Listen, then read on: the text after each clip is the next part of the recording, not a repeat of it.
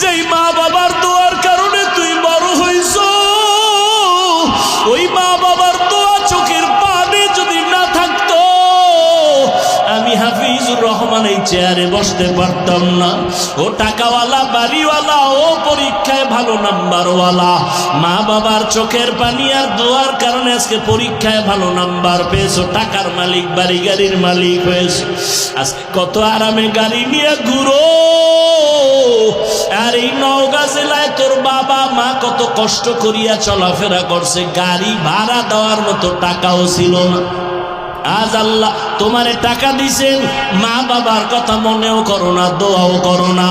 ওরে যার মা বাবা দুনিয়ায় নাই, কবরের কিনারায় গিয়া মাঝে মাঝে দোয়া করিও, আল্লাহর কাছে বলি, ওরে মালিক, মা বাবার হক আদায় করতে পারি নাই, মা বাবা জীবনে এত কষ্ট করেছেন, আমি যদি টাকাওয়ালা হইতাম আমি মা বাবারে শান্তিতে রাখতাম।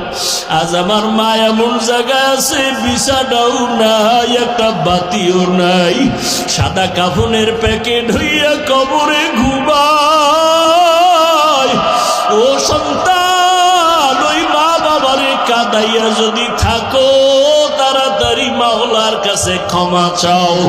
আর যার মা বাবা বেঁচে আছে, বাবারে গিয়ে ক্ষমা চাও, হাত ধইরা বলিও, বাবা তোমার ঋণ আদায় করতে পারবো না, দয়া করে তুমি মাফ করে দাও।